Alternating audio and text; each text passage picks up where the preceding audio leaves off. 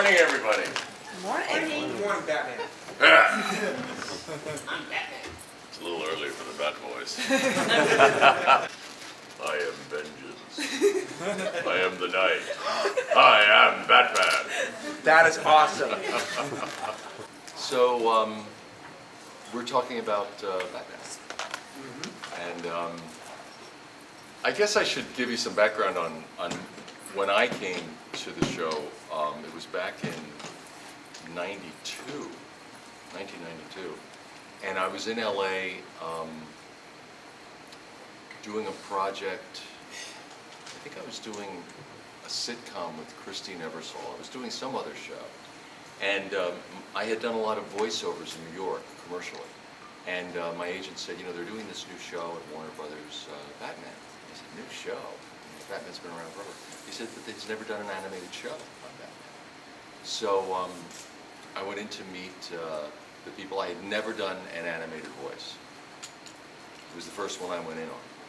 And I read the script, and I remember thinking, oh, I want to do like Bullock. I want to do, you know, the character voices. Those would be a lot more fun. Batman's just, you know, he's just the leading man. That's usually the least interesting role in the script. And so I went in and I said, can I get a stab at Bullock? And they said, but don't you understand, Batman will be in every episode. You would be in every show. It's the lead. Don't you want to do that? So they said, what do you know about Bruce Timm? I met Bruce Timm and Paul Dini and Andrea Romano. And they said, what do you know about Batman? I said, well, I know the Adam West series from the 70s. And they said, no, that's not at all what we're doing. That has nothing to do with it. This is The Dark Knight. It goes back to the original sort of epic cartoon, graphic novels. So they described it to me. A young man loses his parents in a brutal murder as a child, and is raised by the butler and lives in the shadows, creates this cave under the mansion, and leads a double life, and is avenging his childhood injuries and avenging his parents' death. And I remember saying, well, you're kind of telling the Hamlet story. This is a classic story. And they said, well, no one's really put it that way before. So I just kind of put myself, I used my imagination, I just put myself in a head where I came up with the darkest, the sound that I thought would come out of that kind of profound pain. And the sound that came out was just this very husky, dark sound. And I started doing the character like this. And as I was doing it, I saw everyone in the booth probably sort of running around. And I thought, well, I've either done something really good or something really bad. Because I was getting a strong reaction. And they essentially told me that day, they said, you got it. We've been looking at hundreds of people. We couldn't find the... You know, whenever you go in on casting, it's so interesting.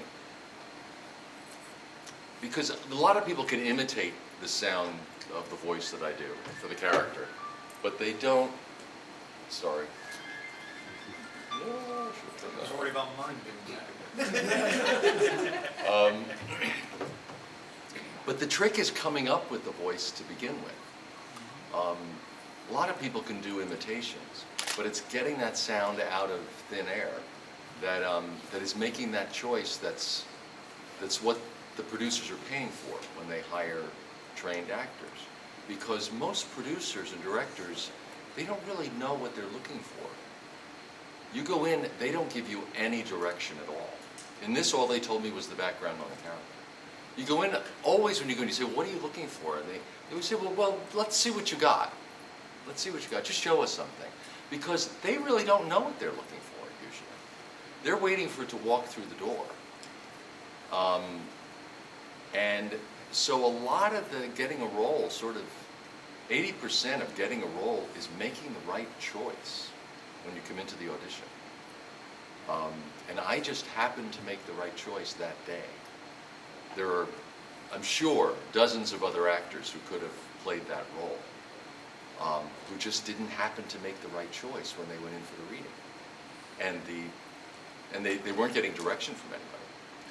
And that's true of almost anything you see. There are always a number of actors who are just as good who could play a role, but they may not have just made the right choice the day of the audition, so they didn't get it. So 80% of it is just making the right decision on the right choice that day and coming up with that sound. And then as I got to know the character, I thought, okay, now I've really got to get into this guy and figure this out. And I said to them, you know, he's the wealthiest man in Gotham.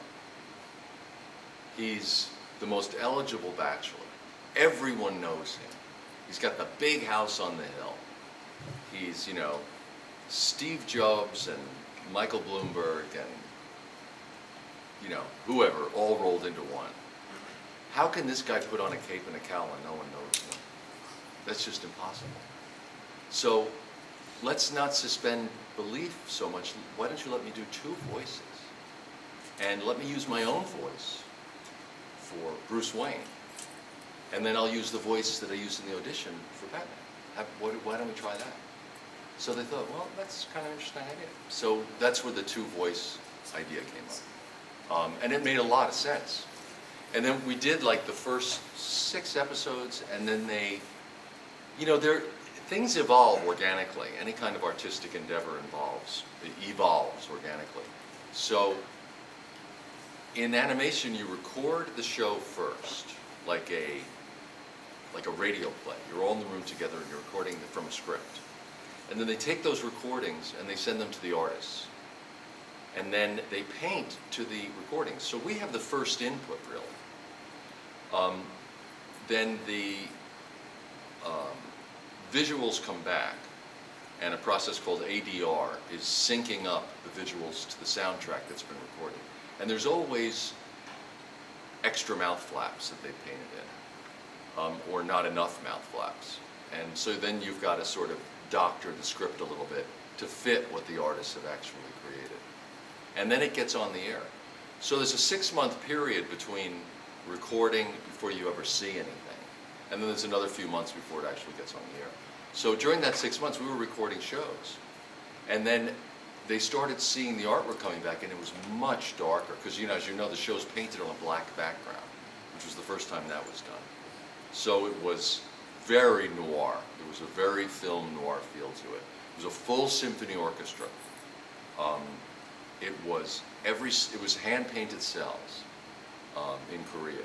So they doubled the budget on this show that they usually spent on a half-hour show, and it looked. That's why the show looked so rich, is because they invested in that, and it's why we're all here 22 years later, is because it was so good. So when it came back, that first group of shows came back, they realized it was much darker than they had anticipated it being, and they loved that. But that the voice I had been using for Bruce Wayne, which is sort of like the voice I'm using right now, was very, you know, kind of charming guy, you know, just me, was a little too light. It just seemed too funny. I was actually using a lot of humor. I was doing things, a lot of sarcasm. He had a real sarcastic edge to him, which I thought was great to contrast to the Batman character. And it was, but it didn't work in this noir, dark world that they created.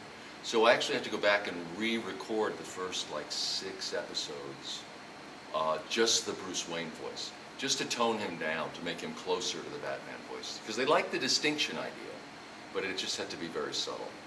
So there was a lot of tweaking to the show when it was first created.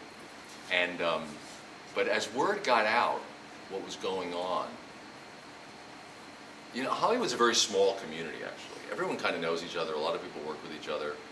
The writers know each other. The studios know what's going on at the other studios. Word got around of the quality of the show and what it was looking like and what these bookings were like. They were so much fun. So everyone started to want to come to do the show. So the booking sessions started to get really interesting. I mean, there were really good actors coming in. And after, like, I think the 100th episode, Warner Brothers took out a 2-page ad, I remember, in Variety to thank everybody who'd been involved in the show. And the list of actors' names was just incredible. When you saw them all spread out like that, you thought, God, everyone in town has come in on this show. And that's what it got to be like every week. It was really fun to do, because you never knew who was going to walk through the door. And there was a real element of play in the room. Warner Brothers likes to get actors all together in the recording room together. Disney likes separate recordings. You're alone in a booth, you create the character yourself. And in post-production, that gives them a lot more control because they have 100% clean takes of each voice. So it gives the editors ultimate control on what they edit and link together, loop together.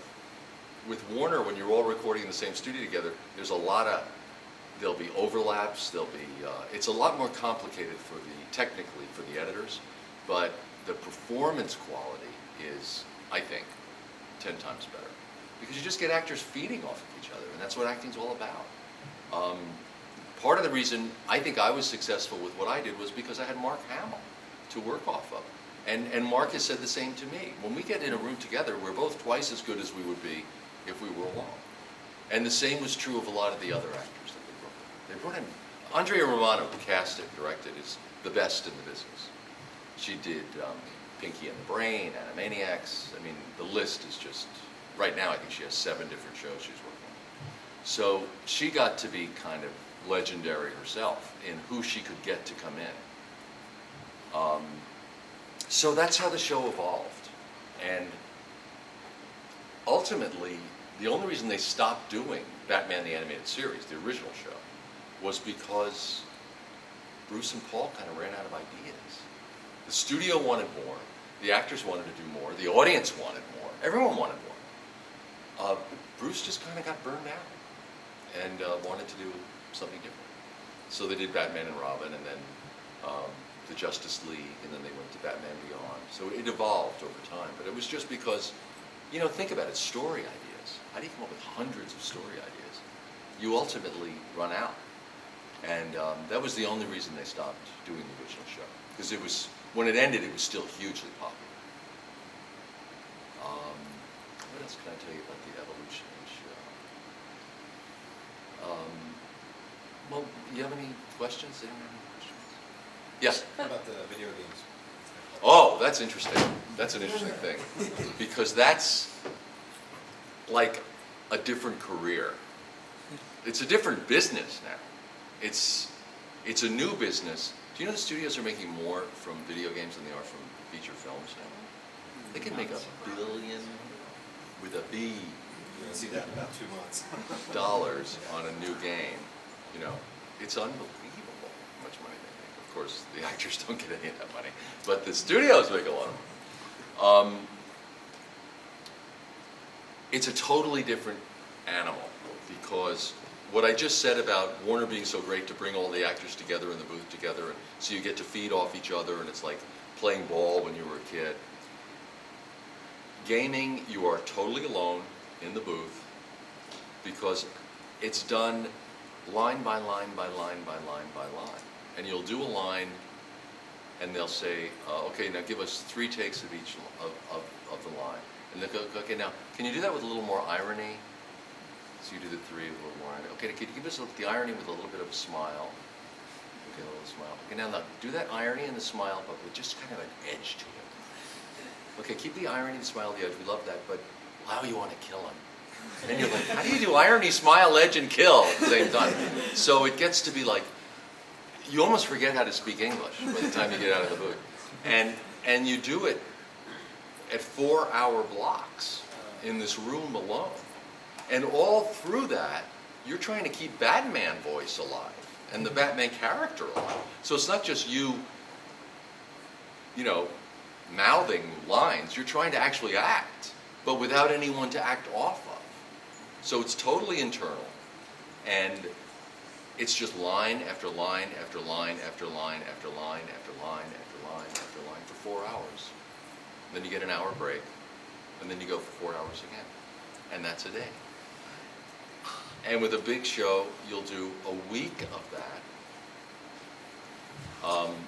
and then a few months later, they'll pull you back for another week of that. So it's very disjointed. Some of the big games like Arkham and Arkham Asylum, I'll work on those for a year. And every couple of months, I'll just go into the booth for days and days and days and days, just doing line after line after line. Were you happy with the results of that? Well, that's the thing. When you see it and it's done, you think, oh man, I was a part of that. You know, that's so awesome. But the process of getting there isn't anything like the rewarding feeling you get out of acting. Rage quit table Huh? flip. Rage quit table flip. Yeah, I mean, it's like you could really go crazy. You could go crazy. White turkey. And but you're right. I mean, the results when I saw Arkham, when I saw those graphics, I thought, wow, this is so awesome. This is just amazing. I was happy to be a part of it. Yeah. What was it like working with the movie Mask of the Phantasm? Well, that was interesting because that was the first one. That was the first Batman movie, animated movie, and Dana Delaney, I happen to know from, gosh, 30 years ago. Oh. I was doing a play for Joseph Papp at the Public Theater. I was doing Midsummer Night's Dream in Central Park with William Hurt and Christine Baranski and Deborah Rush. And Deborah and I were hanging out a lot together at that time. She's a wonderful actress. And she's a good friend of Treat Williams. And Treat at the time was dating Dana Delaney, this young actress that really hadn't done anything yet. So I knew Dana from 30 years ago. And we'd never worked together though, but we'd sort of known each other. And so it was so much fun having her come in to do Mask of the Phantasm. And it was interesting because it was a lot like doing the animated series because it was Andrea still directing it, but it was just bigger. You know, it was just on a bigger scale. We spent more time on it. They were a little more nudgy on the nuances of the performance. The fun thing was being able to do a story more fully and a more evolved story, because it really gets into Bruce Wayne's psyche and personal life, and that was fun. Because you know, Batman is really. It's funny being the voice of a guy who's the strong silent type, you know?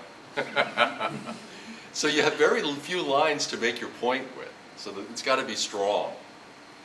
But in Phantasm, I got to do much more vocally, so I got just much more time to tell my story. Because there are some shows where I literally have, you know, a dozen lines. The villains are the one who usually get all the fun stuff. Yeah, Mark Hamill, I mean, my God. He just gets to dance all over the room. But, yeah.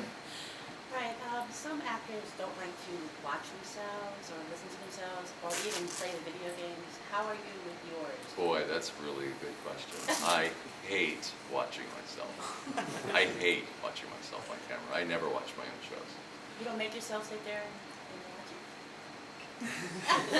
I know I'm supposed to learn from myself. Critique yourself. It's a critique of myself. Makes you nitpick. I'm never as handsome as I think I am, you know. I'm just kidding. I never, it's so hard to watch yourself. I hate watching myself. I shouldn't say I never do. I do occasionally force myself to, just to learn from camera angles and that kind of stuff. But voice stuff I love listening to, because, especially because I had no history in it. I had to learn about that. So, and I can learn from a lot of the other voice actors. I mean, there are people who are pure voice actors who, they can make you believe a lion is in heat sitting right next to you. I mean, the noises that come out of some of these guys is unbelievable. So the animated stuff I do watch, because that I can really learn from. Because it's kind of a trick. you only have your voice to tell the story, but you can't do it so much that it's cartoony. So it's a really fine line to walk. And I've seen a lot of actors come in to bookings because it's very popular now to do animation. So everybody wants to do it. So you get a lot of film actors and TV actors coming in who've never done it. And the studio loves it because they have a name on the thing. But I've watched them come in and just crash and burn because there's a lot more nuance to it than people think, because you do only have your voice to tell it, to tell the story. And a lot of actors are just used to using their faces. You are your instrument. You know, as I'm talking to you, I'm using my body. You don't get that in voiceover. So, but they want more reality now than they ever did, especially in dramatic animation like Batman. So they don't want cartoony sounds. But if someone comes in and just does a straight, street voice, movie type read, it's going to be dead. And I've seen Andrea work with someone. Oh, could you try that again, please? Can you try that again, please? Just give it a little boost, just try that. And I hear it, and it comes out the same over and over and over. And I can see the actor getting frustrated because they think they're changing. Because you get stuck in a groove, and you don't realize you're doing the same thing over and over again, if you've never done it before. They think they're making adjustments, and I'm listening to them going, it sounds the same, it sounds the same. And I've been in shows, recordings, where Andrea is such a wonderful person. She knows how to work with actors. She will never humiliate someone. There are some directors who really humiliate actors, who just don't like them. And they'll try to beat the performance out of you. And it never gets anyone anywhere, but there are some people just don't like actors, and they're in the business. Andrea loves actors. And so she really coaxes performances out of people. But if she can't get it after 6, 7 tries, I've seen her say, thank you everyone, that was a great recording. Congratulations, everyone applauds. Everyone says, oh Kevin, could you come up here afterwards? Could you just, there's something I have to have you sign. And I'll go up and I'll go, what's going on? She'll say, what's your schedule like this afternoon? I say, why, what's going on? She said, because we're going to have to recast that role and we need you to come back and be the opposite person. I don't want anyone to know what you're doing. Now that's a very cool thing to do. She didn't want to humiliate the person. I've seen her do that a couple of times.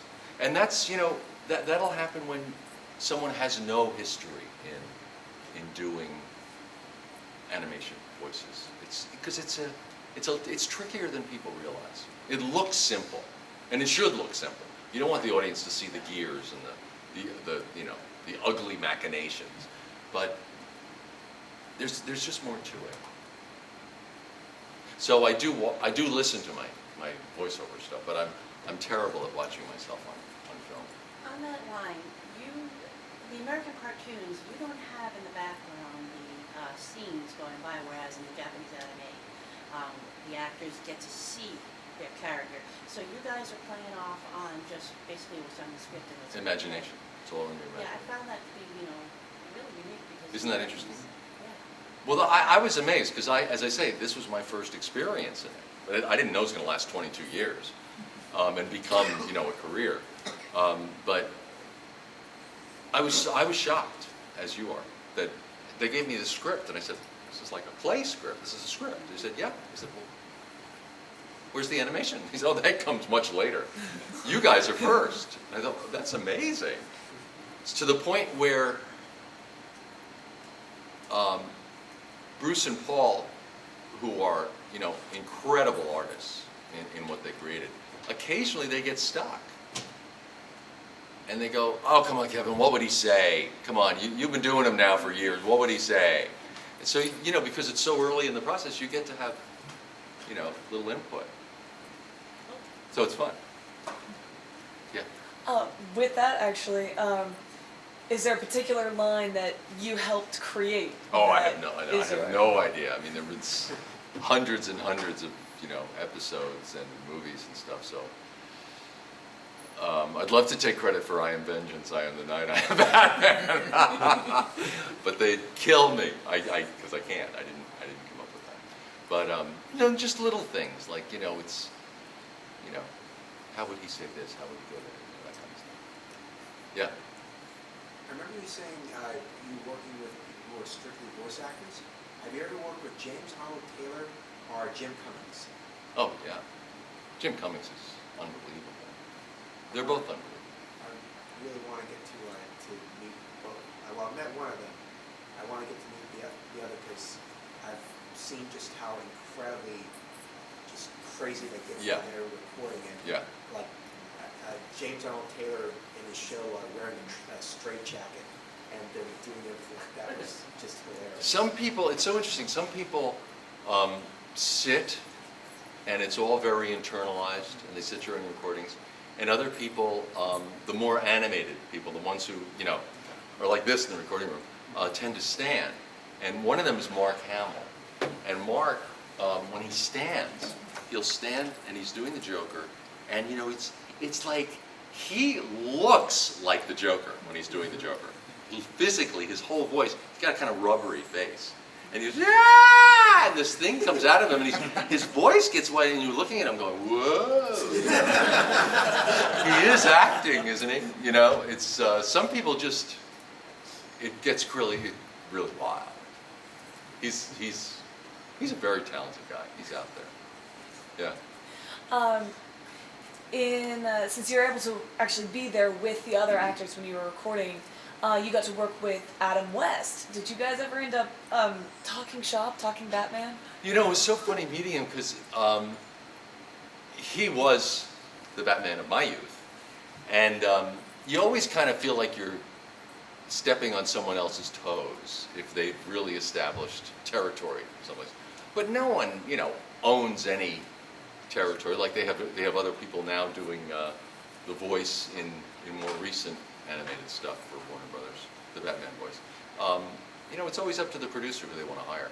But I was trepidatious meeting him because I thought, you know, he was Batman when I was growing up. And but he's such a cool guy. He's very, he's kind of an old school actor. He's very elegant. He's very, you know, a lot of younger actors come in, they look like, you know, they didn't shower. They're really grungy, you know. Where's the script? Is there a script? You know, he comes in and he's practically got it memorized. He's so prepared. He's a really a class act.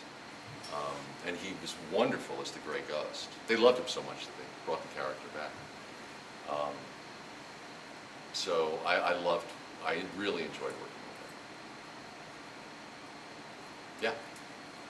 Aside from Mark Hamill and him being the epic Joker that he is, were there any other actors in particular who you thought were, wow, I love getting to work with him as a villain? Wow, actually there were so many. I do get asked that a lot, and it's so hard to...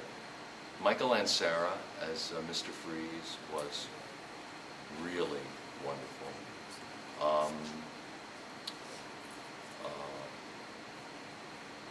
There were so many. Oh, you know, a lot of the female villains were really great. Adrienne Barbeau as Catwoman was so much fun.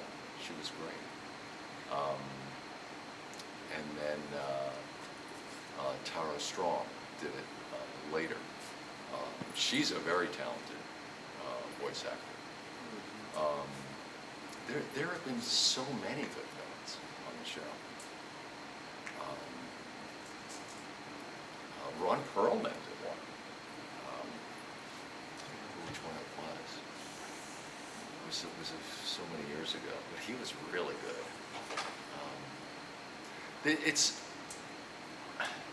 I've got to go through my Rolodex and figure out the names of who did what villains, because I get asked that question a lot, and I'm always stumbling for the answer because there were so many people they brought in. They were all so good. Yeah. Have you ever had any inputs on a live action movie, or have you No. ever been approached for a live action movie? No. It's like another part of the business. I did a lot of TV in the 80s and 90s. And I did a lot of theater in the 70s and 80s. But I haven't done anything live action since late 90s. You said sometimes that you get input with the characters. Has there ever been times where there's been like a particular line or something and it just didn't fit? Well, I thought so, yeah, and sort of said, I just wouldn't say that. This just doesn't sound right. And usually, because, I'm a very easy person to work with. I'll basically say anything they tell me to say. So if I say something doesn't feel right, they know that it's probably pretty bad. And usually when I say that, they'll all throw their hands up in the air and they'll go, we know, we hate it. What, we hate it too, but we couldn't think of what to say. Usually if I don't think something's good, they've already been down that road already. And they know that it was the only line they could come up with. They couldn't think of the right thing, It's kind of like you're catching them. Exactly, exactly. Any questions? Yeah. Yeah, any blooper or any stuff? Funny Oh, there are great bloopers, but the funniest one was, it wasn't actually a blooper, it was sort of an intentional blooper. I'm always there's always fight scene noises and exhales and grunts. And so one day, I don't know why I did it. I was always trying to keep things light in the recording studio. And Andrea knew what I was doing. I was intentionally doing it because I was the unifying theme throughout all those shows. I was the one person who was in everything. And especially when there were so many guests coming in who had never done animation before, they didn't know what they were getting into. So if the person who was there for fun and was, being a little bit of a bad boy, getting people laughing, it just broke the tension. And it made everyone act better. Andrea knew what I was doing. I was getting everyone to, the juice is going. So she let me do it. She gave me a lot of leeway. And even Bruce, who's much more sober than Andrea, he realized after a while that it was good that I was a bit of a cut up, in there. But one day I was doing my grunts and groans, and it was a big group, and a lot of the people had never done any voiceovers before. I was like,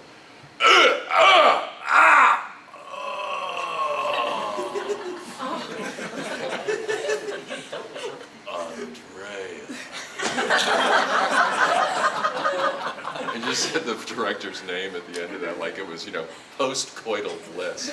And the place, there was this hesitation by all these actors. And then everyone just cracked up. Everyone just roared. They couldn't believe what I had done. And then we look in the booth and Andrea is just on like this, Everyone was just, it was so funny. And then she said, that's going on my holiday reel, Kevin, she said. But then it sort of started a tradition. The following week, I had another big fight. And I was like, Joker, I'll get you. And then we heard from the booth, and then you say, oh, Andrea. And anyone who was new that week would be like, what is going on here? And it got to be a thing going on and on and on. And it was a lot of fun. And it was a sort of an ongoing gag in the studio. And I didn't realize that at Christmas, Andrea played all the Andreas. She'd been recording them all and keeping them, and she put them on a reel. And it was like, Andrea. It was great. Is that a Christmas gift to you? No, she just played it for everyone in the room. It was very funny. It was very funny.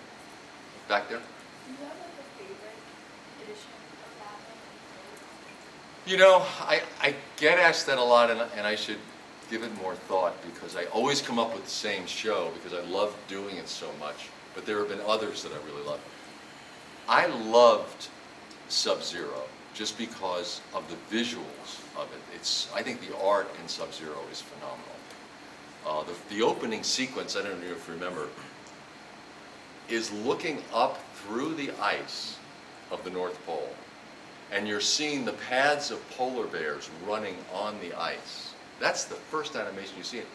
I remember seeing that going, that is just beautiful artwork. The artwork in Sub-Zero is phenomenal.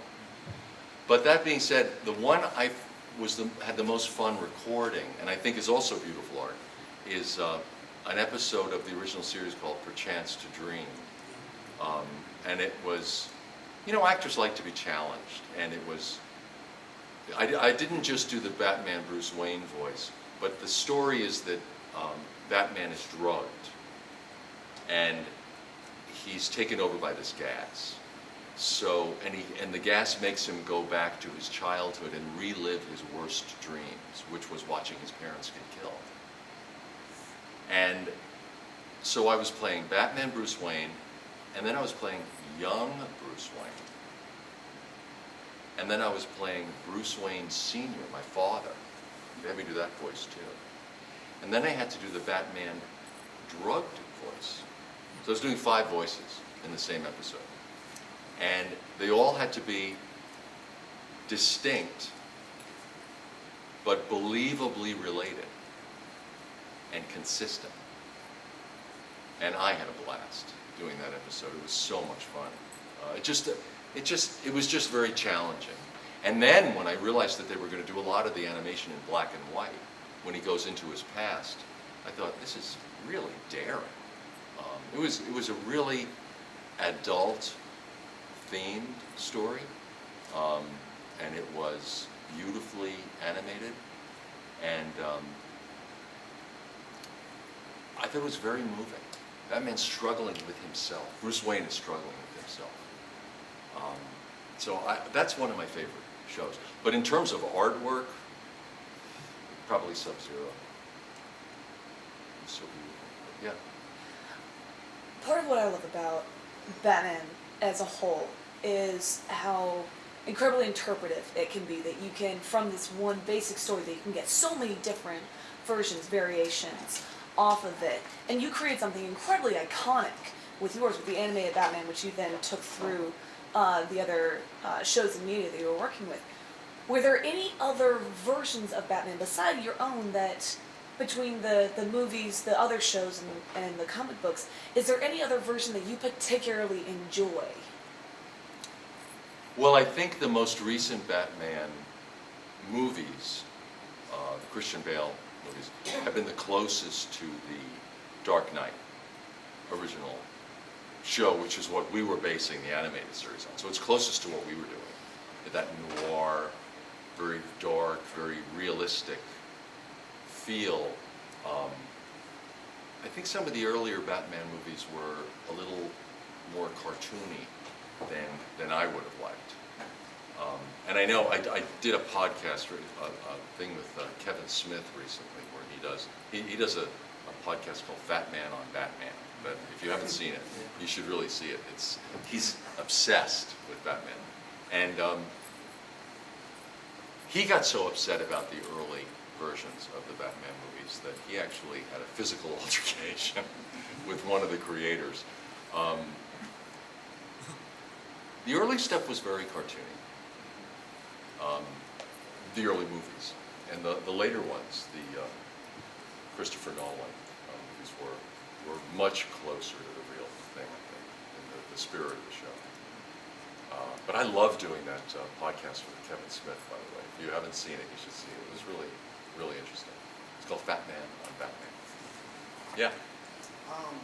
When you say that Nolan films, there's a line that is said in like the last movie that a lot of my friends is like, yeah, Christian Bale's voice kind of isn't good. So everyone's always thought, it's like, well, what happened if you said that line?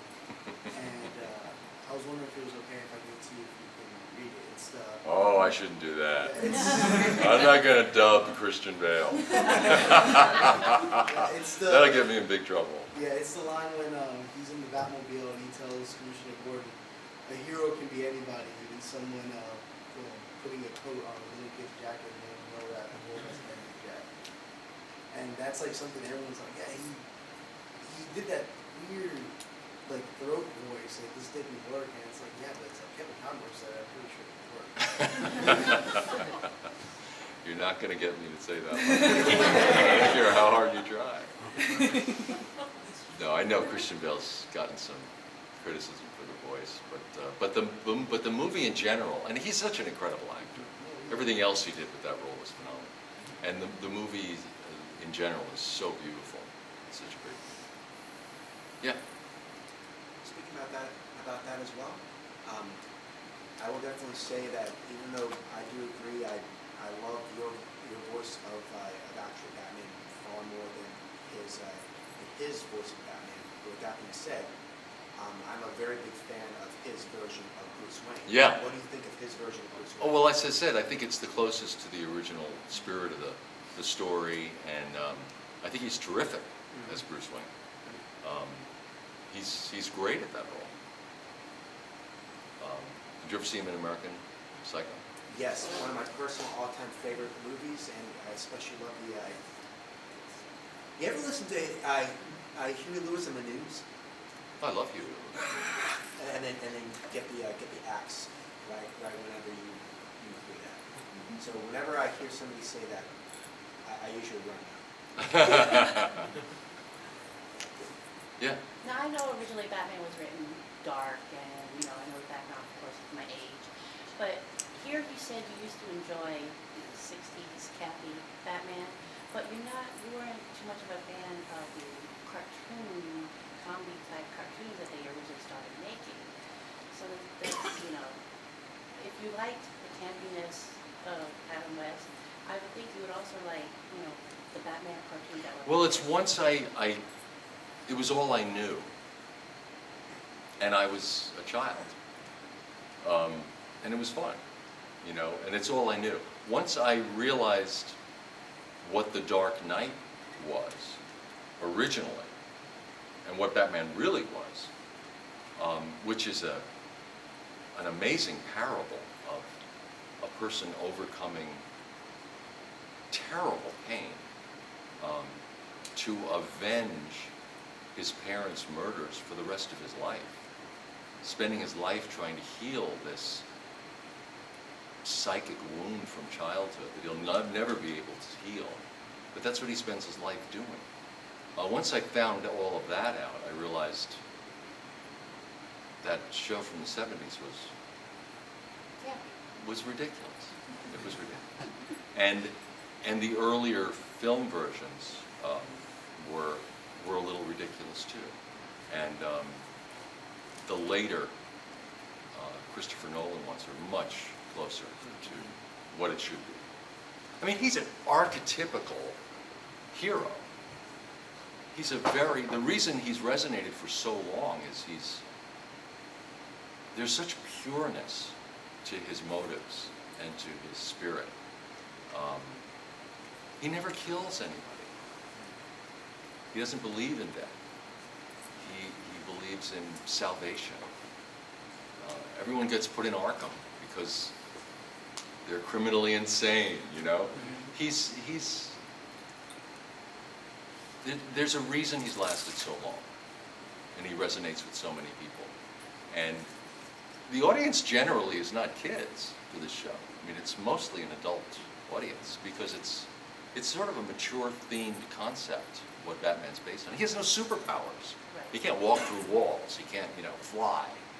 He's a thinker and a doer. He's someone it's about that hero concept. I spoke about it at the last con I went to. If you've ever heard of a philosopher named Joseph Campbell, if you haven't ever read any of him or heard about it, you really, because of your interest in this, you should read some of him. He wrote a wonderful book called The Hero with 1,000 Faces, which is, Joseph Campbell was a great American thinker, and he did a series of interviews for PBS with Bill Moyers called The Power of Myth. And what he was a generalist in mythology. He studied Greek mythology, Roman mythology, Jewish Old Testament mythology, Christian mythology, early American Indian, Inca, South Pacific, African tribal, Celtic. He sort of was a generalist. He studied the world's mythologies. And he developed this overview by doing this, he learned that there were certain themes that were universal to tribes thousands of years ago, who could never have connected each other, but who were telling the same stories. Isn't that amazing? And some of the stories are amazingly similar. So you think, well, how could this possibly have happened? And the one most universal theme was the hero with 1,000 faces. It's the concept of a hero going through a transformative fire, and the fire purifying him, and his being resurrected, Christ-like, into a new figure who embodies truth and spirit and life and, saves mankind. But there's always this, whether it's Ulysses or whether it's, whoever the character is in history, especially in the early American Indian tribal stories, there were these stories of the hero who would do these journeys. And it was in every culture. And I can't remember all the different cultural stories, but it's a fascinating book to read. But Batman is that hero. He fits it perfectly. And you think, well, no wonder this is so popular with audiences. No wonder this resonates so much with people. It's been resonating with people for thousands of years. It's the same story. It's a great story. And to tell that story as a cartoon, it just doesn't do it justice. It sort of diminishes it. So I love what Christopher Nolan did. He sort of ennobled it, because I think it's a very important story. And it's why we all love it so much. It's why people react to it. There was a story recently in New York, you probably heard about it, where a guy, and he was just a guy, saw someone fall on the subway tracks. And the train was already coming. And this guy saw that it was too late to get the guy out of the subway tracks. So he jumped down on the guy. And he laid down on top of him in the gully between the tracks, because he knew that if the guy tried to stand up, he'd be decapitated. But if he stayed down, the train would roll over him. But this was an old man, and he'd stumbled down, and he was sort of staggering, trying to get up. And this Joe jumped down, threw himself on the guy, and saved his life. And let the train roll over them both in the gully. And I mean, it made the news, and everyone in New York was like, why did you do this? Why did you do this? You threw your life for this guy. He said, how could I not? That was his reaction. He said, I didn't even think of not doing it. It was such a heroic gesture. Everyone was talking about it in New York for days. It was like, did you see on the news? Did you see what that guy did? And it was a very Batman thing to do. And I thought, that's so Batman. Yeah. Joseph Campbell says that when that kind of heroic act happens, that you're not being yourself, that you've plugged yourself into the universe. And Absolutely. Part of the universe, and you don't see yourself as separate from the person on the track. That's exactly right. You are the same person. That's why he said, how could I not? Because you're not thinking about my life in this. You've plugged into the universe in that moment and done what the universe. That's exactly right. And there was another story. I shot a series in Hawaii for about a year called Tour of Duty back in the 80s. And so I lived in Oahu for a while. And there was an incident where there's a place called what's it called? The something pass. There's a huge wind that comes up this mountain. And there's in Hawaiian folklore, there was an army that was charging, being pushed over the mountain, and the winds came so strong, it pushed the army back, and they defeated their enemy. And it's a big thing in Hawaiian cultural history.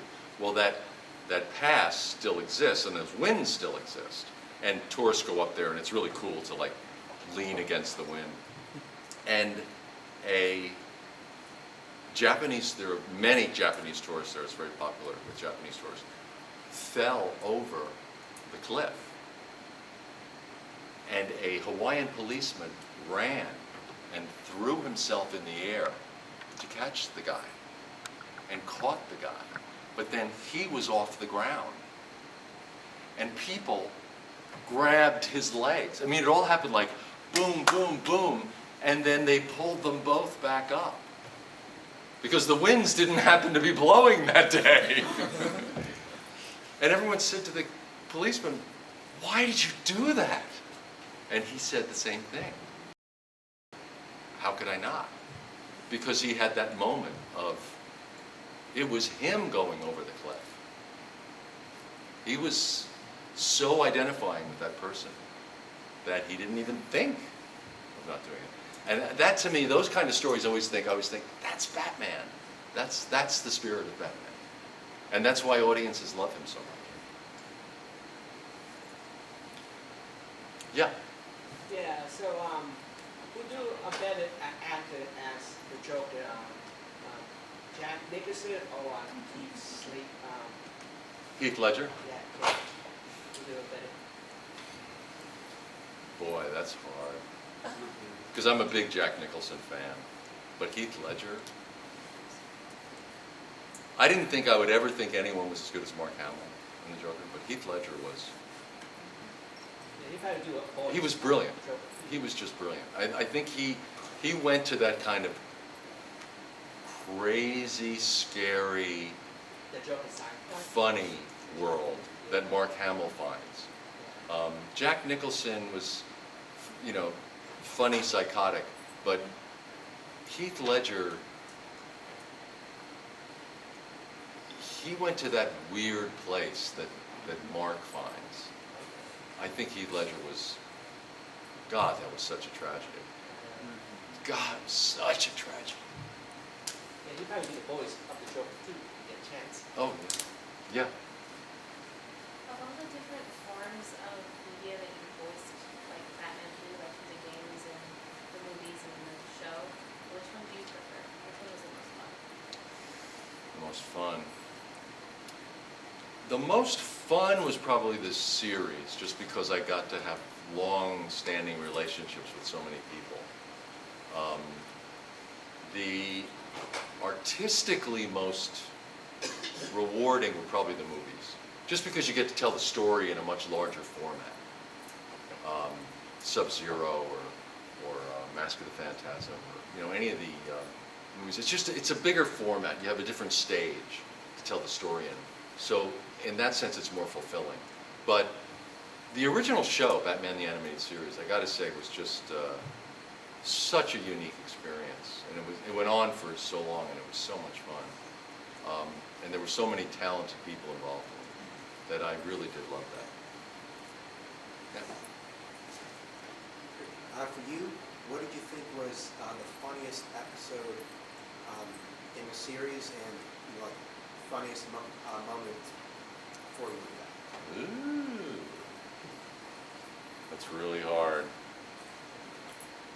So I know it's usually dark, but I think it's really awesome, hilarious. Well, there have been some hilarious things between Mark and Harley Quinn. I mean, Harley Quinn is a great character. She was created by Paul Dini, and she's a great character. She's done some really outrageous, funny things. So it would have to be a Harley Quinn moment, probably. But I can't think of it right now. Although the scene when I sang "Am I Blue," I thought was pretty funny. And I said, read the script, I said, "Batman sings? Do we really want to go here?" No, that was pretty funny. Yeah. Yeah.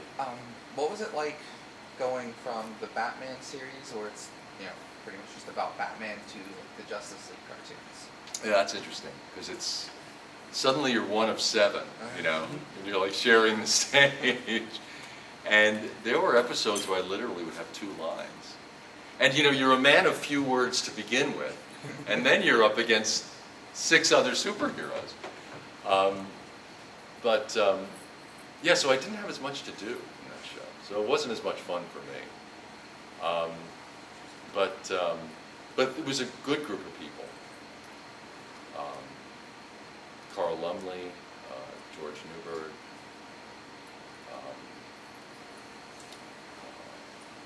They were all terrific to work with, and I got to, make some new friendships out of that, which was great. But you're right; it's much harder to be Batman. You've got everybody else to deal with. Yeah. How is it like playing one of the only beings in existence to have actually been able to beat Superman? Well, it was really cool. And actually, Tim Daly has a webcast called The Daily Show. And just last week, I recorded an episode of it where Batman pounces on Superman. So be sure to watch it. It's very funny. It's a good episode. Yeah. What was it like to voice older Bruce Wayne in Batman Beyond? Scary. It's like, is this what I'm going to sound like in 25 years? It was fun. It was fun. And Will Friedle is such a great guy. We developed a really nice friendship on that show. And it was a little weird to think that the character had aged that much in the course of the years I'd done him. But I had...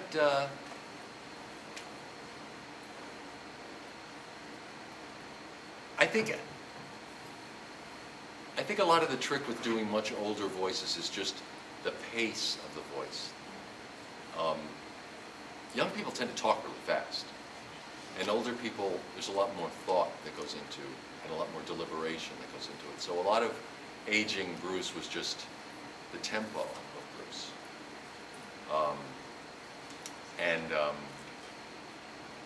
But the shows were very well written, and Will was a great guy to work with. So I had a good time. Yeah?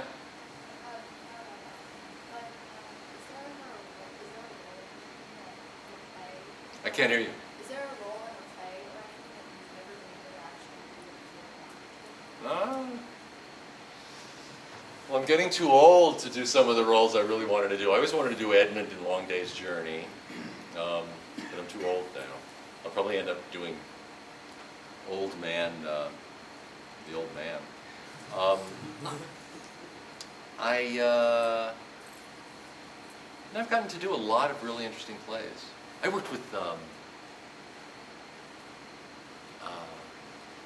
Edward Albee. I worked with Eugene O'Neill.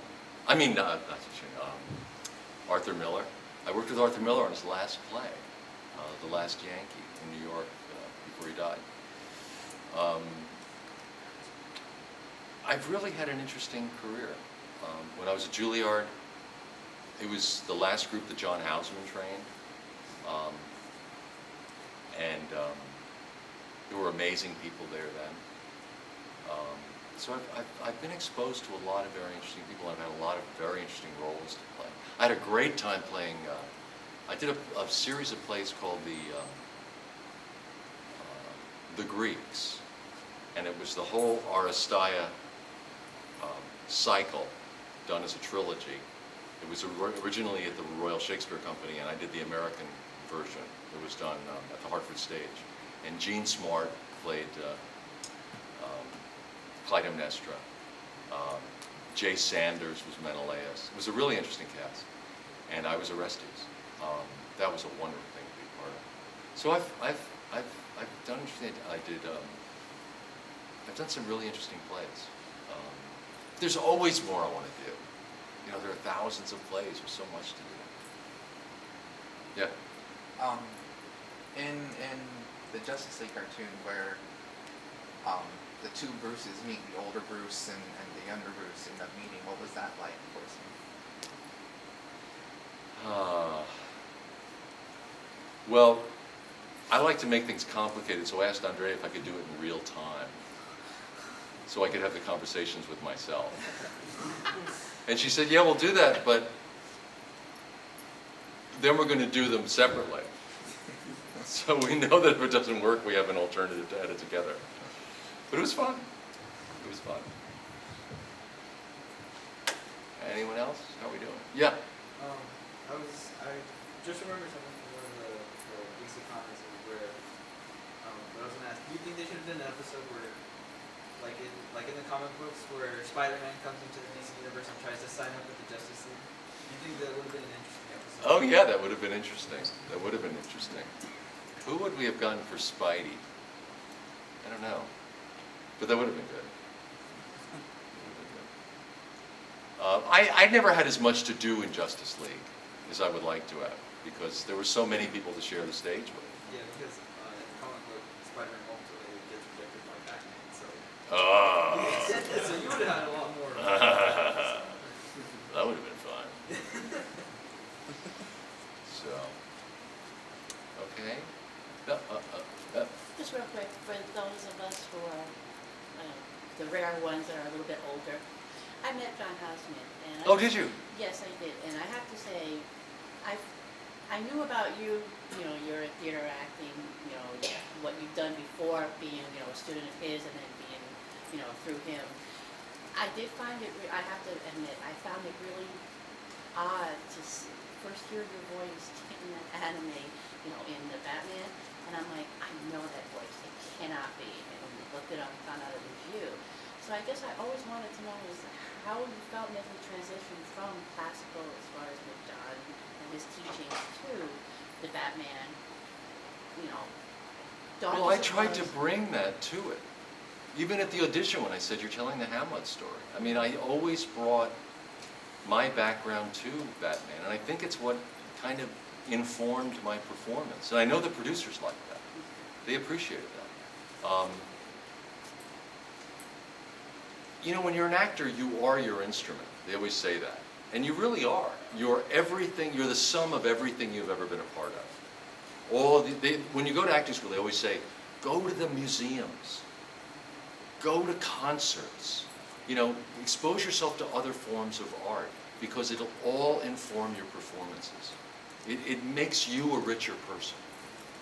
And so I always went to the Met on weekends when I was at Juilliard, and we just wander around looking at the incredible artwork. John was very big on that. He was an amazingly self-made man. He was a truly creative person. His family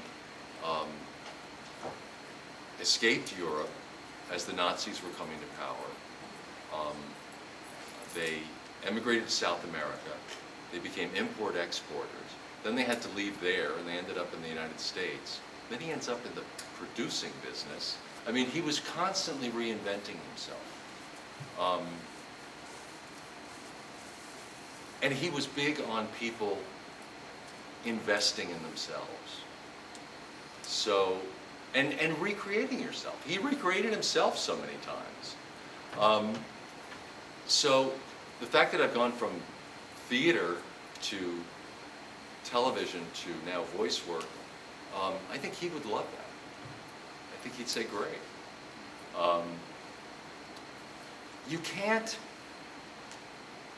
when I was studying at Juilliard, I thought, I'm just going to do theater. I'm going to be a purist. I'm going to do Shakespeare and Greeks, and I'm just going to be a classical actor. You can't do that. Life is more complicated than that. You grow. You want to do more. You should do more. You can't limit yourself. The thing you do, though, is you take what you've learned and you inform it in what you're doing in the future. I really try to make my voice work richer with what I've done on stage. And I know Andrea sees that and appreciates it in the performances she gets from me. I'm amazed that animation has taken off the way it has, and that this is what I've ended up doing. It's like that John Lennon song, life is what happens to you when you're busy making other choices. I never made this choice, but this is where life brought me. So, it's worked out in the long run. Now what about singing? You gonna do more of that? I enjoy it. I don't think anyone's going to pay me to do it, but I enjoy doing it. Yeah, we're done? Great. Well, thank you so much, everybody. Thank you.